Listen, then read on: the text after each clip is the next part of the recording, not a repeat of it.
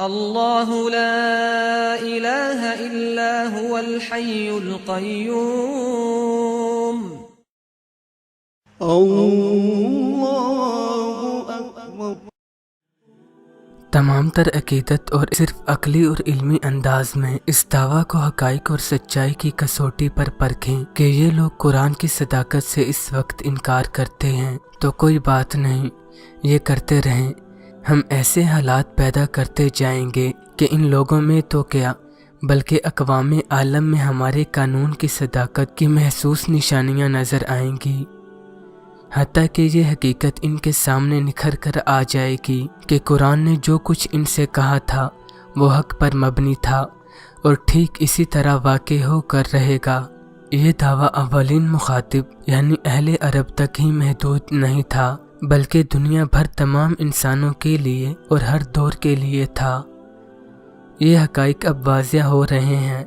اور جوں جوں علم انسانی بڑھتا جائے گا اور دنیا پر نئے نئے حقائق منکشف ہوتے جائیں گے تو چاہے وہ انسانوں کی داخلی دنیا سے ہوں یا خارجی کائنات سے متعلق ہوں، وہ سب قرآن کی زندہ شہادتیں بنتے جائیں گے، اور یوں دنیا رفتہ رفتہ دیکھ لے گی کہ قرآن کی ہر بات حقیقت پر مبنی ہے۔ یہ اس لیے کہ یہ کتاب اس خدا کی طرف سے ہے جو کائنات کی ہر شے پر نگران ہے، اس لیے اسے خوب معلوم ہے کہ یہاں کیا ہونے والا ہے، لہذا اس کا ایسا ہمہ گیر علم ہی اس بات کی کافی ضمانت ہے کہ جو کچھ اس نے کہا ہے وہ حقیقت ثابتہ ہے۔ قرآن کی سورہ فصلات کی آیت 53 کی طرف دھیان اس وقت گیا جب اس صدی کے عظیم ترین سائنسدان اسٹیفن ہاکنگ نے یہ کہا تھا کہ وہ سمجھتے ہیں کہ زمین کے علاوہ کائنات میں کوئی اور مخلوق بھی کہیں آباد ہے، تو یہ بالکل منطقی ہے۔ قرآن حکیم نے اس بارے میں سورہ شورى کی آیت 29 میں بتا دیا تھا کہ خدا کی قوانین فطرت اسی زمین تک محدود نہیں بلکہ یہ ساری کائنات میں جاری و ساری ہیں، اسی لیے زمین اور اجرام فلکی کی پیدائش رب کی نشانیوں میں سے ہے، نیز وہ ذی حیات یعنی چلنے پھرنے والی آبادیاں جو اس نے اس زمین اور آسمانی کروں میں پھیلا رکھی ہیں۔ یہ آبادیاں اس وقت تو الگ الگ ہیں لیکن وہ اس پر بھی قادر ہے کہ انہیں اکٹھا کر دے، یعنی زمین اور ان کروں میں بسنے والی آبادیاں باہمی ربط پیدا کر لیں اور وہ ایک دوسرے کے ساتھ مل جائیں۔ کائنات میں پھیلی ہوئی ان آبادیوں کے بارے میں کتاب حکمت نے سورہ حجرات کی آیت 16 میں واضح کر دیا کہ یاد رکھو کائنات کی پستیوں اور بلندیوں میں جو کچھ ہے اللہ کو سب کا علم ہے، اسے ہر بات کی خبر ہوتی ہے۔ آئیے اس صدی کے عظیم ترین سائنسدان کی تحقیق کی طرف جو انہوں نے 2010 میں انٹرویو دیتے ہوئے کہی تھی کہ انسانوں کے علاوہ یقیناً کوئی نہ کوئی مخلوق کہیں ضرور آباد ہے۔ ان کا یہ بھی کہنا تھا کہ میرے خیال میں نسل انسانی اگر خلا میں نہیں جاتی تو اس کا کوئی مستقبل نہیں۔ معروف برطانوی سائنسدان اسٹیفن ہاکنگ نے اپنی آخری نصیحت میں انسانوں کو خبردار کیا تھا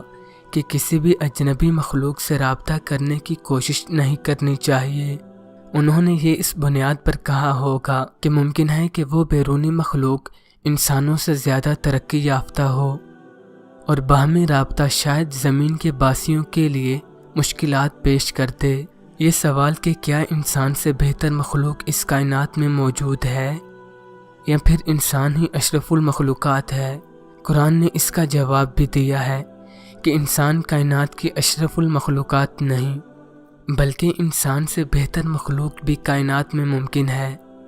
سورہ بنی اسرائیل کی آیت 70 واضح کرتی ہے کہ حقیقت یہ ہے کہ ہم نے انسان کو اپنی اکثر یا بہت سی مخلوقات پر فضیلت دی یا برتری عطا کی ہے۔ اس آیت میں اکثر مخلوق پر یا بہت سی مخلوقات پر اصلاح واضح کرتی ہے کہ انسان خدا کی پیدا کی گئی اکثر مخلوق سے تو بہتر ہے لیکن سب سے بہتر نہیں۔ قرآن حکیم کی سورہ نحل کی آیت 16 میں تو مزید یہ بھی بتا دیا گیا ہے کہ کائنات میں نئی نئی مخلوقات پیدا ہونے کا سلسلہ جاری ہے اور بہت سی ایسی بھی ہیں جو انسانوں کے علم میں بھی نہیں۔ اس کائنات کے معرض وجود میں آنے کے بارے میں جدید نظریات ہمیں یہی بتاتے ہیں کہ عظیم دھماکہ جس سے اس کائنات کی تخلیق ہوئی वो 1 सेकंड के खरबवें हिस्से से भी कम वक्त में हुआ। अब सूरह कमर की आयत 24 को देखिए और झूम जाइए, जिसमें फरमाया कि और हमारा हुक्म तो फ़कत एक बारगी वाक़े हो जाता है जैसे आँख का झपकना है। अजीम साइंसदान स्टीफन हॉकिंग ने यह भी कहा था कि इंसानियत को इंसान की अपनी तख्लीक़ात की वजह से ख़तरात का सामना है। कुरान हकीम ने भी यह हकीकत रोज़े अव्वल ही वाज़ेह कर दी कि तुम्हारी तबाहियाँ खुद तुम्हारे अपने हाथों की लाई हुई हैं। अब इन कुरानी हक़ाइक़ के बाद ये सवाल कि दुनिया में जब भी कोई साइंसी ईजाद हुई है या कायनात की वसअतों के राज अफशा हुए हैं, तो मुस्लिम मज़हब के अहले इल्म फ़ौरन दावा करते हैं कि इस बात का जिक्र तो अल्लाह ने 1400 साल पहले किया। अगर वाकई गैर मुस्लिम साइंसदान कुरानी तहकीक से इस्तेफ़ादा करके इजादात या कायनात के राज अफशा करते हैं, तो फिर मुस्लिम कम्युनिटी कुरानी पैगाम से क्यों महरूम तस्वुर होती है? और क्या मगरबी साइंसदान वाकई कुरान से इस्तेफ़ादा करके इजादात करते हैं? सवाल बहुत अहम है और जवाब यह है कि कुरान में हक़ाइक़ तो मौजूद हैं, जैसा कि इस वीडियो में भी कुछ बयान किए गए हैं, लेकिन इन पर तहकीकी नज़र से तवज्जो ही नहीं दी गई। दोस्तों, बहुत मुश्किल होगा कि दुनिया में कोई यूनिवर्सिटी या ऐसा इदारा मौजूद हो जो कुरान के बयान किए गए साइंसी हक़ाइक़ की तालीम व तहकीक करे। एक बात जहन में रहनी चाहिए कि कुरान कोई साइंस की किताब नहीं, बल्कि ये साइंस यानी अलामतों और निशानियों की किताब है और इसे जदीद साइंस दुरुस्त करार दे रही है। यह भी वाज़ेह रहे कि कुरान अपनी तस्दीक के लिए साइंस का मोहताज नहीं, क्योंकि ये खालिक कायनात का कलाम है और सच्चाई पर मबनी है। ये भी दुरुस्त नहीं कि मगरबी साइंसदान कुरान पढ़कर तहकीक करते हैं, अलबत्ता इनकी तहकीक से कुरान की सच्चाई साबित होती जा रही है। जिन हक़ाइक़ पर वो एक मुद्दत के बाद पहुँचते हैं, वो बात वही ने रोज़े अव्वल कह दी होती है।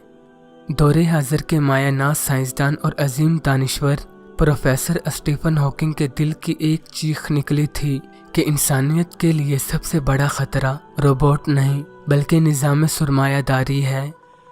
1500 साल कबल सूरह हशर की आयत 7 में खबरदार कर दिया गया था कि दौलत सिर्फ मालदारों में गर्दिश ना करे। अब इस सदी के सबसे बड़े इंसान ने इस हकीकत का एतराफ़ कर दिया है, जिसका इजहार अल्लामा इकबाल ने भी किया था, जो हरफ कुलिल अफ़ में पोशीदा है अब तक, इस दौर में शायद वो हकीकत हो नमूदार।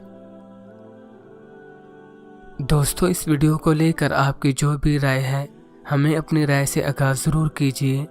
चैनल को सब्सक्राइब करके बेल आइकन को भी ऑन कीजिए।